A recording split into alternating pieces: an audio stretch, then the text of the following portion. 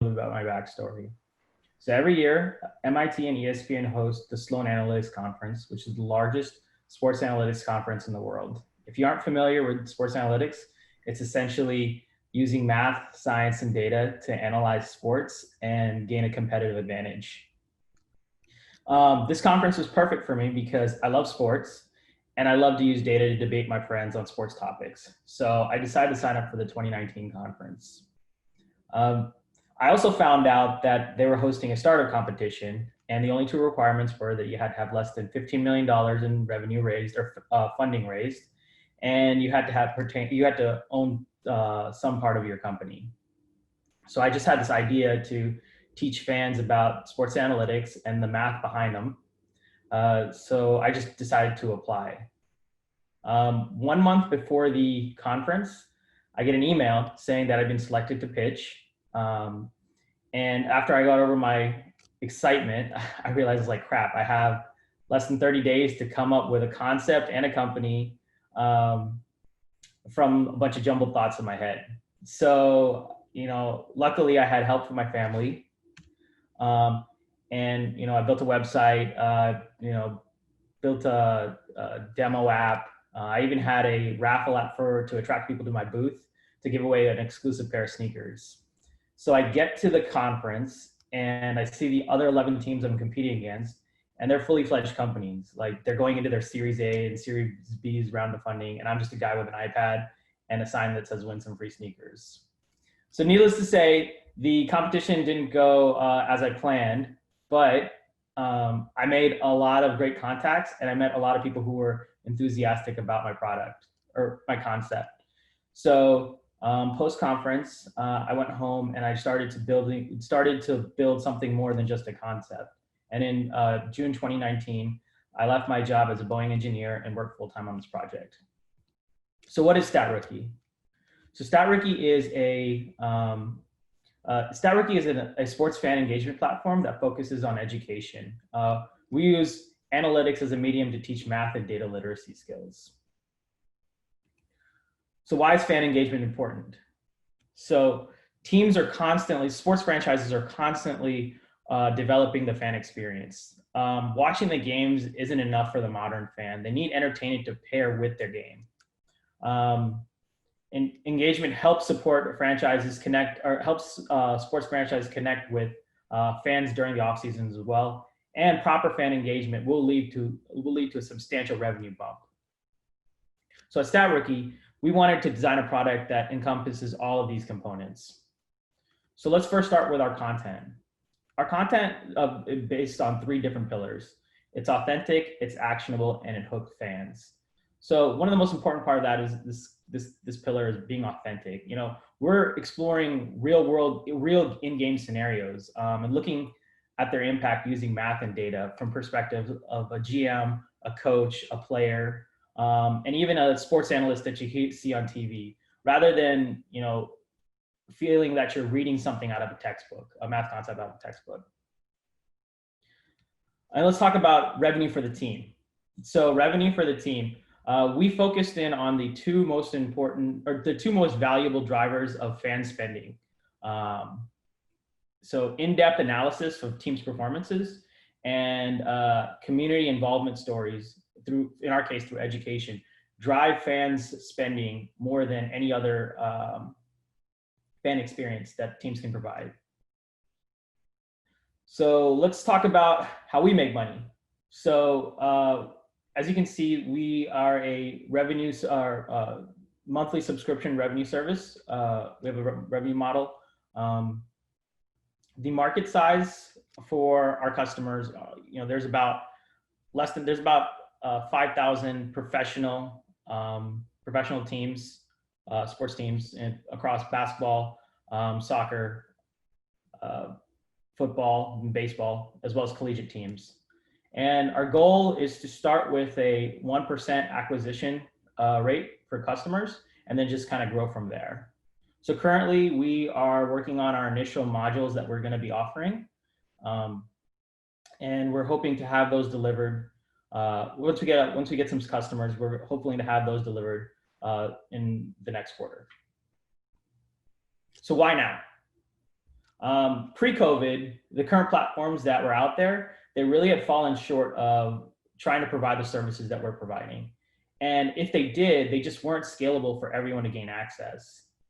Now, in the time of COVID, sports franchises can help students get back on track, all while using their brand to champion this cause. So it's a win-win for all the stakeholders.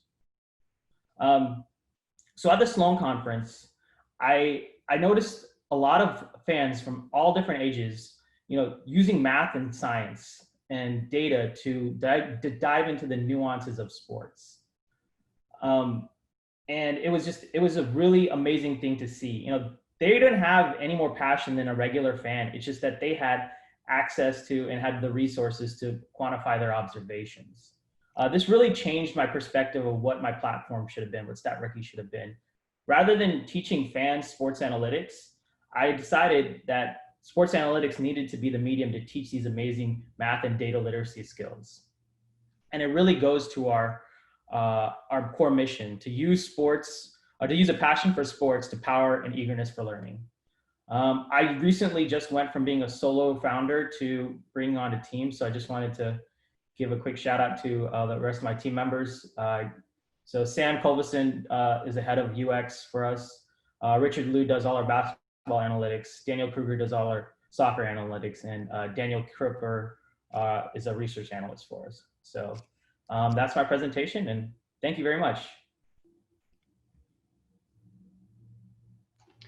I'll unmute myself so you can hear my talking too, at least. Awesome, Rahul. That was wonderful. And just as a note, it was on time too, which is very hard. 6 minutes disappears so fast. So what we're going to do, I know everyone's got some questions and eager ideas. I'm going to throw up another screen. Give me one moment here. This is kind of like the how we do questions. So you can either raise your hand like this, or you can use the raise hand function here. Something to keep in mind when asking questions.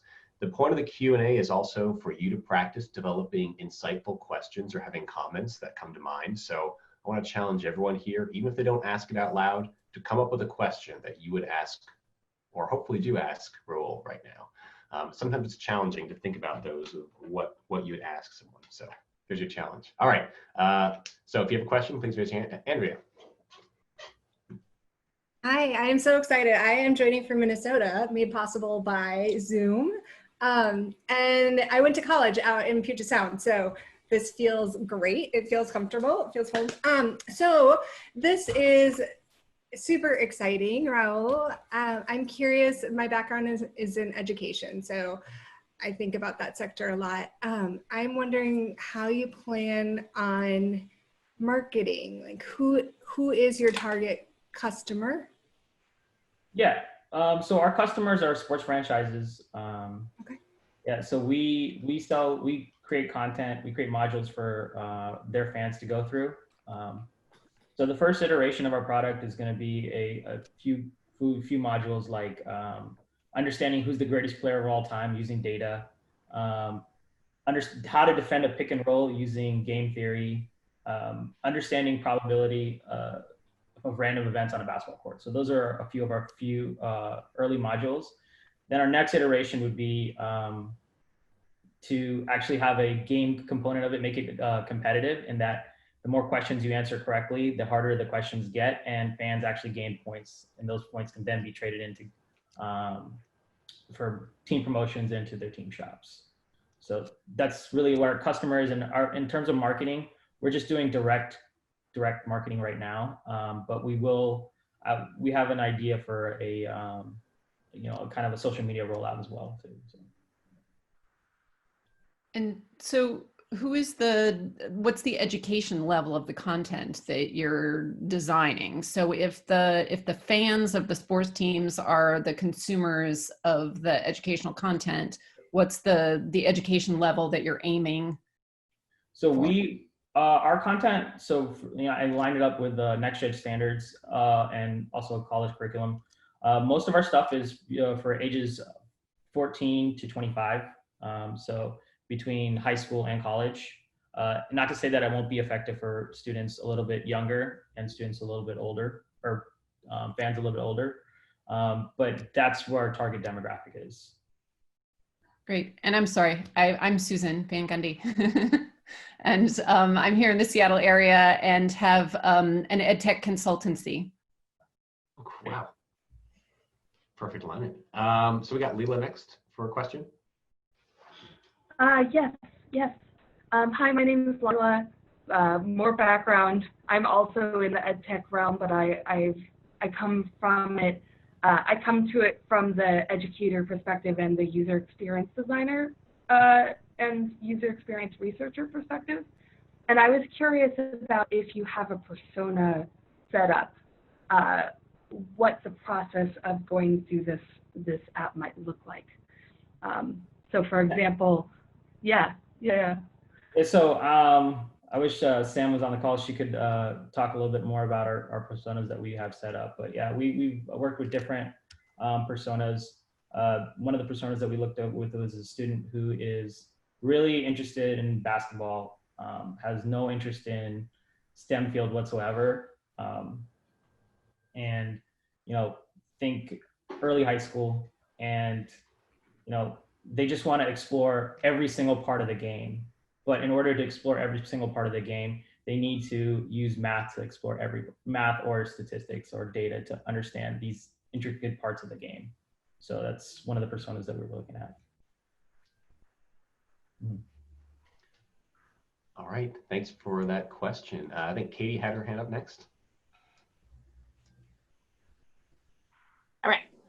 Hey, great presentation, Rahul. So cool to hear how this came together. I especially am always fascinated by those origin stories that you described of like, I have this idea, go into this thing, it sounds really cool. Oh crap, I have to pull something together, let's pull something together.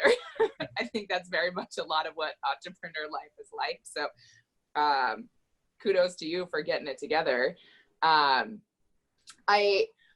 I got a little lost when you were talking about the relationship with the sports teams and how that relates to your product. So can you maybe kind of like recap that a little bit and what's that angle? How does that serve you and your? I meant to hit that a little bit harder in my presentation. I think it just kind of got jumbled. That's okay. So essentially, sports teams are our customers, and their fans of the sports teams are our users. So essentially, we develop the content for sports teams, which we can either have in a standalone platform or integrate with their team app. So yeah, that's just clear that the customer is a sports team. Okay, so it's free to the users? What was that? Is it free to the users then? Yes. So originally, one of my thoughts is that I'll just build a standalone app and then just get users on it, and maybe charge a very small rate, a nominal charge, right? And then I realized, going back to the core of our mission, it's like make sure that every fan has access to the ability to quantify their observation, and no matter how small the price is, it's still a price. So it's still a question of access. So I wanted to remove that and really have the actual teams. Those are that's when I shifted to the teams being our customers. Very cool. I think I love what you're saying about access. I think that's, we often focus on those individual users, and I'm loving to hear that. Thank you. Thanks, Katie. We've got Murgesh with a question next. Yeah, hi, Rahul. For background, I had a social networking company called CrowdZone, and I got money from the Boston Bruins, and I've met all the owners of all the different leagues. So have some background in the dynamics of maybe what not to do with these people more than what to do, what can be done. I'm happy to share my experience. But my question is a little bit different. You went from yourself to having 3 people on board. Yeah. What was that like? When did you decide? Did you raise money to do that? Did you have momentum now? You needed people to come on, just provide some color. So essentially what I did was I started as a solopreneur, I guess it's the best term to use, for the majority of the time till about 3 months to now, or for 3 months previous. I realized I came to a point where I was like, I can't do this by myself. Like, I can't be an expert in every single subject. So I realized I was like, I need help. And it's not like I didn't try to get help before, but I just don't think I was going about it the right way. So then I started to look at all of my different social networks and trying to find people who would be the right fit. So it's interesting how I met each individual person that's on our group. I met Richard Liu, who does our basketball analytics. I actually went to an NBA meetup group in Seattle. And my purpose was to find someone who, I was like, well, let me see if I can find someone who has NBA experience or just looks at the game from an analytics perspective. And it happened to be that Richard actually did work for the Chicago Bulls and the Phoenix Suns. And I told him about the concept and he really liked it. And then so I brought him on board. And then Sam, I went to the Sloan Analytics Conference actually this year, the 2020 conference. And Sam happened to be sitting across from me. We both sat outside and she was sitting across from me, like in between one of the talks. And she mentioned that she was from Seattle. And I was like, hey, I'm from Seattle too. So, we just started talking and she had the perfect skill set. So that was a chance encounter. And the same thing with Daniel Kruger. I met him actually last year at the Sounders Analytics Conference. So, and we just been talking back and forth. And then the most recent person who's come on board, Daniel Clipper, I met him also at the Sloan conference, and he's just kind of, he's a college baseball player currently, and he's doing statistics. So I thought it'd be a great fit, and he just really wanted to be involved. But more in terms of bringing people on board, like I basically, had a small pot of money, and I said, look, I can't pay you full time, but we can work a couple hours a week, and then just kind of go from there. And I said it's a contract term, and I made it very transparent that, hey, if contract goes well, then we should definitely talk about bringing you on as a co-founder. So it's a great way for them to try it out and for me to try out the experience as well. But it's been great so far. So that's great. That's great. And now you don't really have to find somebody from Seattle, right? Especially with COVID, I think mentally everybody's adjusted to being from anywhere. So this is a fantastic time for entrepreneurs to cast a wider net for talent. Yeah, for sure.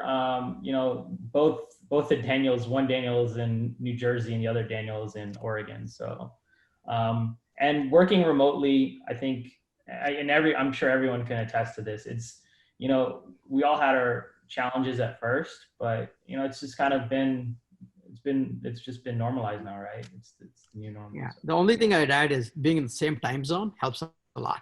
Yeah. You just don't do all this translation right to me. For sure. Great. Congratulations. Thank you. Thanks for the question. I've actually got a question I'm going to insert into here. One was actually about teams, but I think you answered that one. My first question was, does everyone on your team have a passion for sports?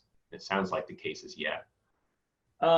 Yeah, and that wasn't necessarily my goal. It just kind of worked out that way because in sports analytics, it's interesting. You don't, if you look at sports analytics, it's an interesting field in that it's a highly desired job, but it doesn't pay a lot. And you could literally, if you're a data scientist, you're making half of what you would be making in any other industry. But it's really competitive, which is surprising too, right? So people are literally following their passion of sports and pairing it with the skills they learned in college. So but it just happened to work out that way.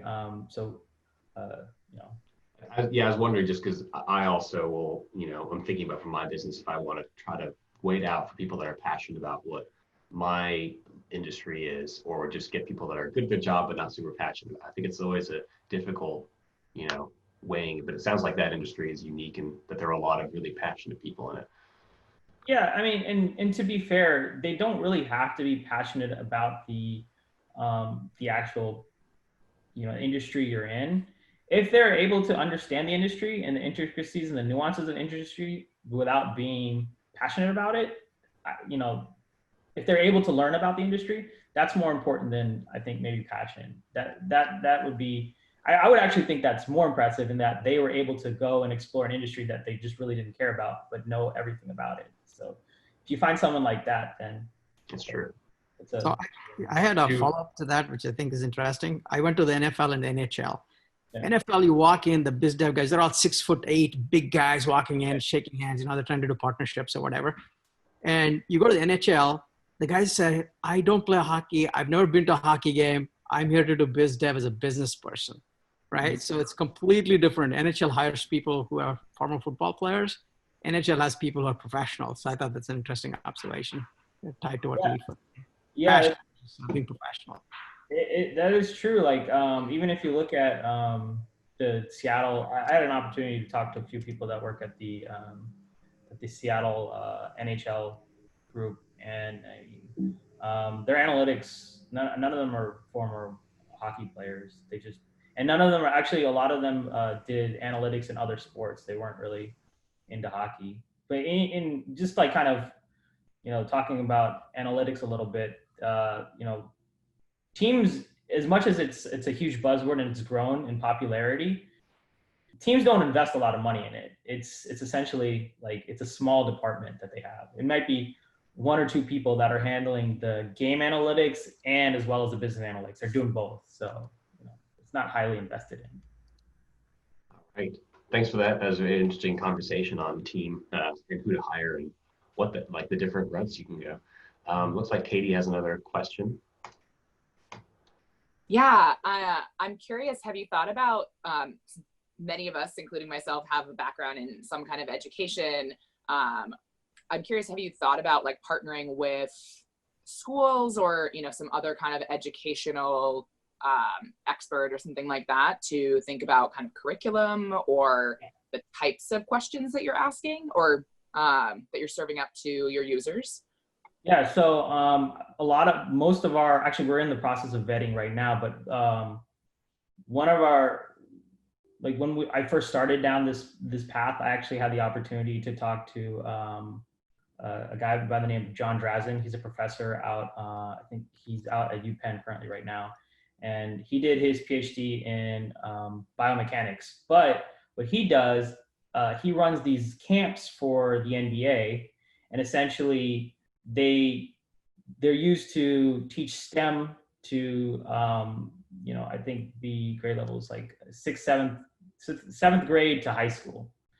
And so I really talked to him about what content should be versus like, you know, what's out there right now. And that's essentially like when you call it authentic and actionable, you know, I always point to the example of, you know, the cannonball shooting out of a cannon and trying to figure out what's the arc on that. If you replace that with a basketball, that's not authentic, right?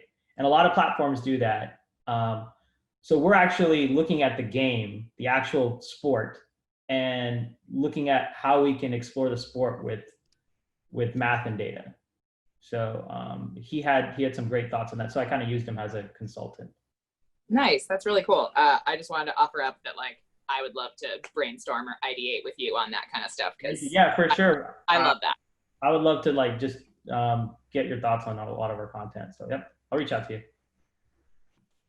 That example of what authentic means in your world, that is a great example. I like that. I think that you should use that. All right. Any more questions? Anyone have a thought? This is your great chance to get your burning questions answered. Susan. Yeah, sorry, I cannot find the button to raise my hand virtually.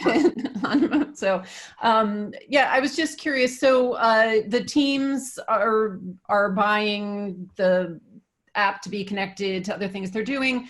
And then, you know, after the first year, whatever, assuming it's an annual subscription or something to that effect, you know, what is it that they get it as a return that makes them want to subscribe again? Are they getting data about user engagement? Are they getting information? Is it other kinds of information? Is it just sort of a beneficial, a triple bottom line kind of thing where it's like, oh, we're doing good by having something that has some educational content? Like what's the value proposition for the teams?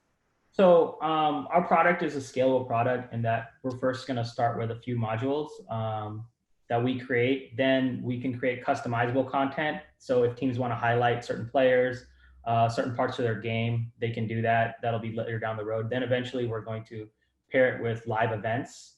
So like in-game events, they will be answering live questions. And then we'll actually go on to live customizable content.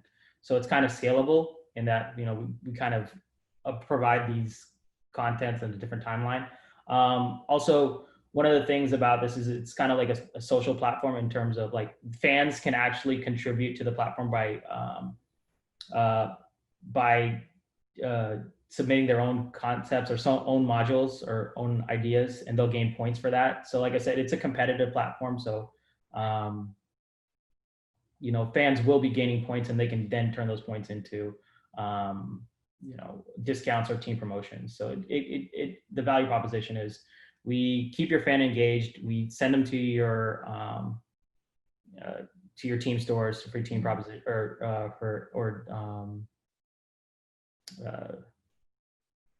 for game promotions. We build up, especially now, if you look at the younger fans are more loyal to players rather than teams. So we kind of put the team first, and so build brand loyalty at a younger age. So that's kind of the value proposition we're offering. That's great. And then the other thing I was just going to say is just an idea that if you and your team have skill sets for using sports statistics, you know, to explain sports statistics, and you have people who are as users who are interested in that and who want to think about statistics and visualize statistics, if there's any way that you can tap that to help people understand what's happening with pandemic statistics, or, you know, like right now, people who are interested in understand the use of those numbers and percentages and probabilities in the context of sports, if you can help translate that in any way into helping to understand, you know, some of these other vital statistical literacy things, that data literacy, that would be great. Yeah, I mean, for sure. Like, actually, our hope is that, I mean, essentially, you know, when I went to the Sloan conference, everyone over there, they had like a master's or PhD that were presenting, you know, and then there was these students who were, I saw somebody who was like 13 years old. He presented a paper and he talked about inefficiencies in baseball, and he's 13 years old. Granted, his dad was like a professor at Harvard's business school, but so he got some help. But I think using sports as the medium to kind of like understand these skills, once you have the skills, you can translate them into any industry, right? It's just exactly gaining first of all, developing the desire and then gaining confidence. That's kind of how our platform works. Yeah, that was just my background in museum-based science education, and taking anything that anybody's interested in and using it to translate crosswalk, you know. Yeah. Thank you. I think Andrea, question? Not so much a question, just as like a comment to build off Susan's idea. Thinking about the K-12 market, if somehow you want to think about making it easy, super easy for teachers to connect with that, because as a former teacher, I know that I would have loved it because it's free. Like, that's the vision, is that any student could use it. So I would want to build off that. And there are some ways that you could expand that. And I think the teams would like that because usage would go up and they could probably get a lot of good PR. So I would just, have you heard of Joe Bowler yet at Stanford? No, I have not. She is leading, she just is starting a new, she's working to integrate data science standards more authentically into the K-12 curriculum. And she has just put out a new course on data science to make it accessible to the masses that's free. And just given her background and her interest in science and data science, I think a conversation with her, if you're able to get that audience, I think you two would be I'd love to awesome. reach out to her. I'll Yeah. send her something on LinkedIn. Yeah, it just, I can't help but think, like, when you're selling to teams, having that ed angle to it and your K-12 access is such a big PR part for companies. And I don't know how their finances work, but maybe that could be put in a different bucket if somehow you're able to quantify how much of it goes directly into K-12 education. It might make it, I don't know, you might be able to change your price point somehow. I don't know. Who knows? Yeah. But I know I would have loved it as a teacher. So. Thank you. I definitely, like, and I talked to a lot of people who, like I said, this has been an ongoing process for like over a year. And my original thought was like, well, maybe I can sell it to schools. But then I started talking to a lot of people who are in the ed tech space, and the requirements and just the energy that you have to do to sell to schools and is very difficult, right?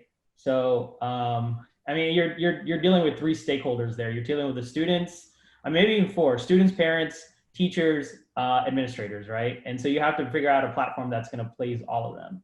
For us, it's just, okay, our customer is a team, right? And we've already analyzed, I've had discussions with teams too, seeing what they want, and so it's an easier process, and it can still have the same impact or a similar impact. Yeah, it's super exciting. Yeah. Great question. Good commentary. Last question from Ragesh. Yeah, so just a quick one. What's your business model? I know the teams can be incredibly cheap, right? Yeah. You want to see proof point before. Are they paying on a per fan basis, usage basis, the white label product?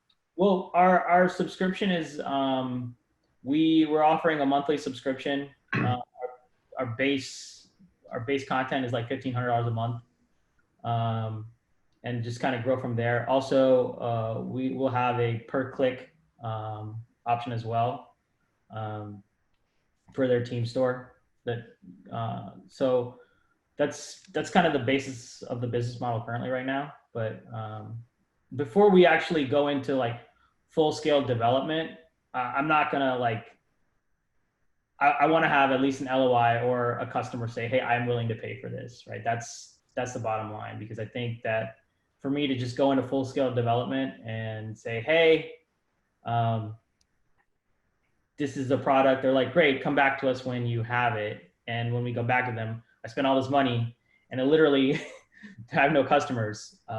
It wouldn't be beneficial for me. So it's more of a, right now we're at the point right now where we're creating some content to get some customer validation. So, yep.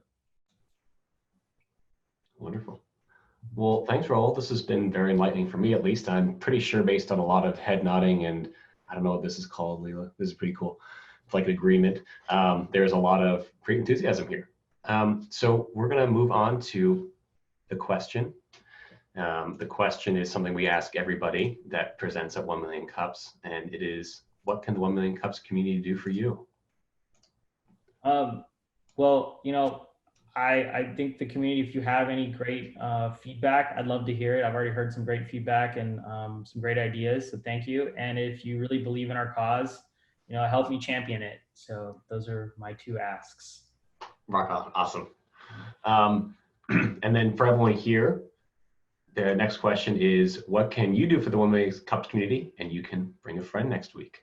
An entrepreneur friend, someone who doesn't know anything about entrepreneurship, someone with an idea. Anybody. It's great to have more people here. A diverse collection of ideas and backgrounds. Very ed tech today. I love that. We don't get that all the time. That was awesome. Hopefully to see everyone here next week too. So about presenting, you can also be a presenter here on 1 Million Cups. Just need to have an idea. You'd be trying something new, willing to ask for help, and you want to kind of like learn by doing it. Not everyone knows the answers. Everyone's in beta. So come join us and present your idea. If you presented before, maybe it's a good time to present again, get a refill presentation in. And if you have any questions about what that looks like, when the breakout rooms happen, there'll probably be an organizer in there. You can always ask about that too. And with that, we're going to move on to some breakout rooms. So how this works is just a little time to connect with people in your community, 1-on-2, 1-on-1-ish, continue conversations, dive deeper in this business platform, talk about whatever you want. It's a great little time. And then when you're got your fill, you're free to leave, free pass to go when you need to, no excuses needed. And that's kind of how it works here. So I'm going to set that up and let's see if I can do it decently fast here. And I'd like to thank Rahul and all the organizers, everyone here for being here. This has been awesome. Okay, so when you see your thing, you can click the join on the pop-up and we'll see you all next week. And thanks for being here. Bye-bye, everyone.